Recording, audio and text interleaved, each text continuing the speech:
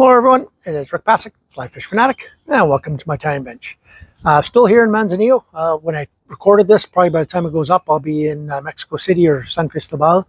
So today's video, we're going to be doing something I don't really like tying. I'm not a big fan of tying a lot of dry flies, especially smaller ones. So this is a little on the bigger side, but it's the Lady McConnel, which is a classic. Good pattern, just not something that I like tying. I'm just not a fan of tying small flies because I'm blind in one eye, big hands, and all that stuff. So, but yeah, the Lady McConnel, deadly classic pattern. It's got a little bit of a twist in it, this one, but it is still a Lady McConnel. So, hope you guys enjoy. Let's get tying. Alrighty, take two. I normally never do two takes because I like leaving mistakes and all that in, but I didn't have the sound on. I'm wearing a mic, but I forgot to turn it on. So in the vise today, we have a Ahrex FW561 in a size 12. I do these in a 12 through 16. You can go all the way to a 24 with these, but I don't tie them. I don't even like tying the 14s and 16s myself. Just my big clod hoppers and my blind. Yeah, so it's the Lady McConnel. At least my variation of it, it is a little different, but it is a Lady McConnel. So for the thread, we're going to be using some Semperfli Nano Silk White 12-aught, nice and thin. For a little bit of flash in the tail, we're going to be using this Semperfli Bait Fish White, just for some flash in the tail. I'm going to use some gray fox for the tail. Normally you would use grizzly hackle, just peel it off and just use like the fibers from the tail. I like the look and the movement of the fox here.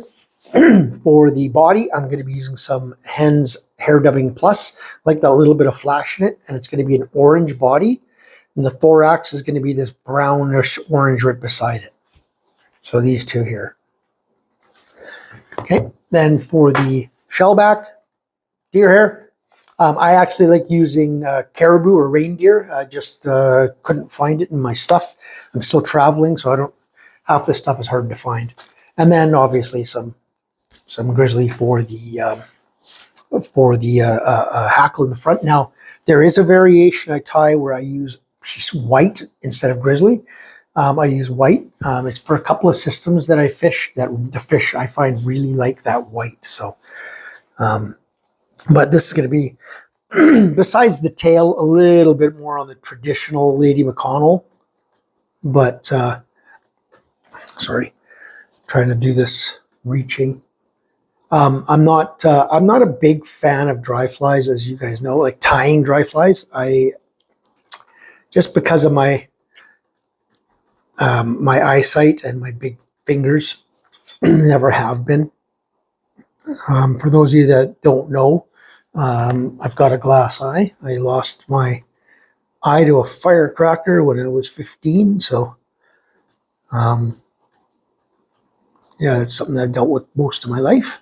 So, I'm leaving myself a good 3 to 4 hook eye distances back for the thorax section and the hackle.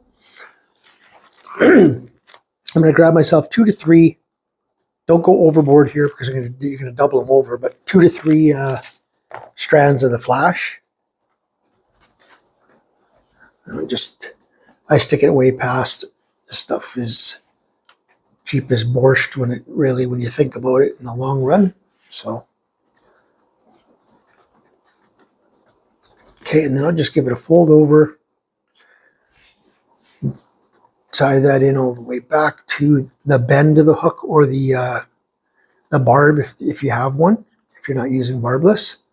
So about there. And then I like going under it, and pulling forward and going over. Okay, and then I'll cut this about 1/2 inch or so longer than the bend of the hook. Okay, obviously don't throw this away. Use it for your next one. Just going to put it over here.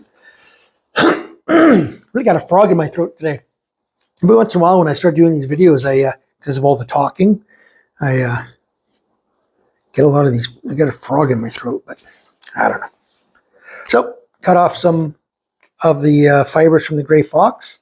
Now, if you get as much under fluff as this, because I mean, it's fox, right? Just take your brush and brush it out. You don't want this stuff in it. It just adds bulk. But this is excellent dubbing. So don't throw this away, right? So now I just make sure that, like, if there's any really long fibers here, I'll just pull them out. I don't want any really long ones. And then this is going to be, there's black tips on this. I don't know if you guys can see that, but there's little black tips past the white. There you go, you can see that better. I like having those black tips just past the flash. So I'll just hold it like that, and I'll just give it a tie down just loosely. And that is good. I like it a little bit longer. I like almost having the white portion line up with the end of the flash that I put in. So again, just tie this in, keep it on top, tie it in up to where you stopped. Nip that off. By the way, I've been a couple of people have been asking about what scissors I like using and stuff, and let's see which. These are what I use. I use Renomed. So there's several different ones out there. Like they got the super fine tips, and they've got curved ones, and they got longer ones, and they got a whole bunch of different ones. They're actually out of Poland. They're lifetime warranty on their stuff, and lifetime sharpening too, which is industry only. So, but okay. So now I'm going to get myself my little bundle. Little bundle. You don't want a lot of deer hair here, and this is where I make a mistake on this pattern and on the Tom Thumb a lot. Is I try to put too much on. Err on the side of less. So I'll pick out any under fluff, any short fibers. I'm not putting on very many here. Okay, I'm going to throw it in my stacker. Now, unfortunately, my stacker is only the big one. I can't find my small one, and I'm still on the road. And I know it's here, but trying to find some of this stuff sometimes is difficult because it's all in little bags and Tupperware containers and that. So it's I have found that doing this tying and doing videos and stuff like that is not as easy on the road as it was at home. It's a lot more difficult to try to stay organized and stuff. Now, not all my tips are lined up, but that's okay because it doesn't really matter because it's all getting folded over anyway. So I'm just going to tie this in from at the front here, a couple of loose wraps, and then just all the way back to my tie-in point. Okay, and then back over top again. Doesn't matter what it looks like in the back. It's all going to get folded forward anyway as a shell back, right? So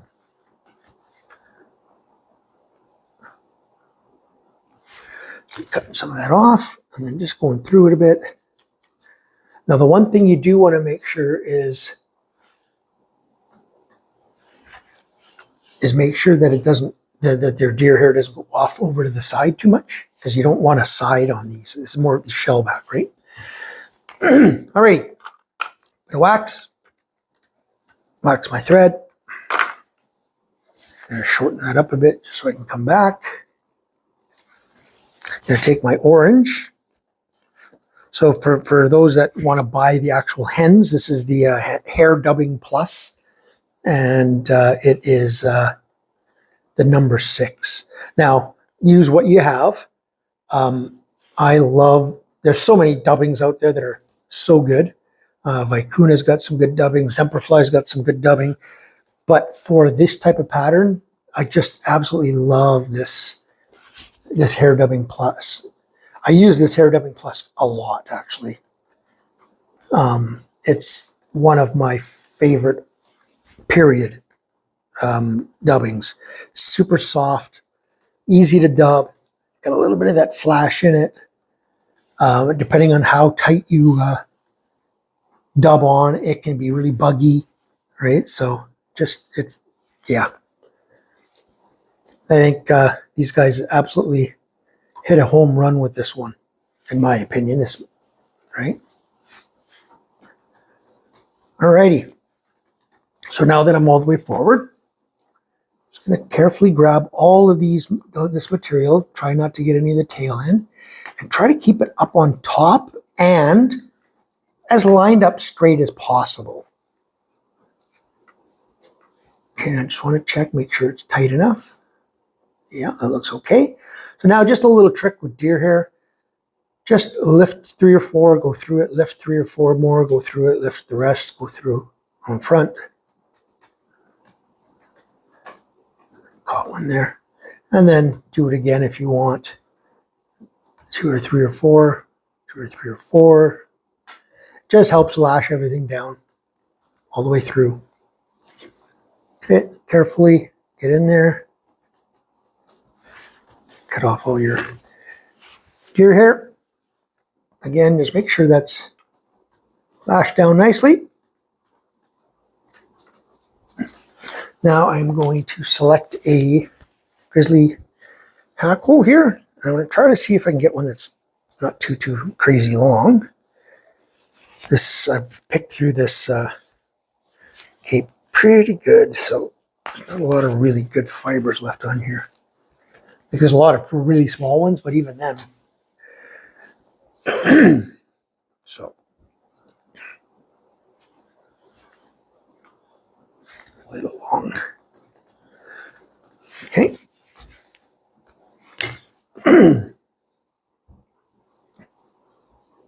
Tie that in. Really tie that in well, and then come back to where you stopped with the dubbing. And now I'm going to go with that slightly darker, the 22. It's a kind of a brownish orange. And again, just a nice thin, you don't want too thick of a dub, body or thorax. So every time I go, once I got it lashed, every time I go around, I'm just making sure it's tightened. I'm using a magnifying glass here because, again, I'm blind, right?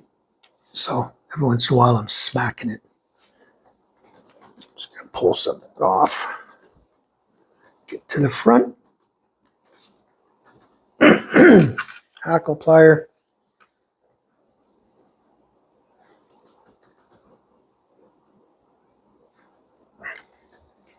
Start right there, and then I'm going to come just forward a little bit every time. I want 3, 4, 5 wraps. Now, is that brown in the thorax, brownish orange, is it necessary? Yeah, not really. Well, I'm glad I was holding on to that. Is it necessary? Not really. You don't really need to do it, because if you do a nice tight hackle, you won't see the bottom anyway, the underneath, right? So just doing a couple of turns there. Gonna get my whip finisher, 3-4 turn whip finish. Just making sure that's tightened down nice.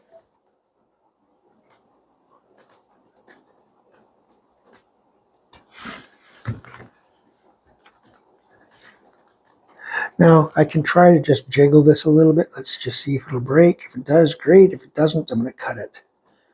Just because, there we go.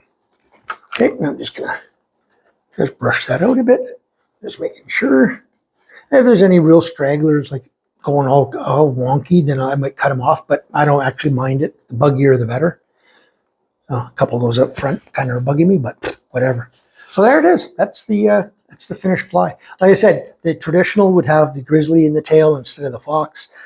Do both, do either, whatever you like, whatever you have on hand. It really makes no difference either way.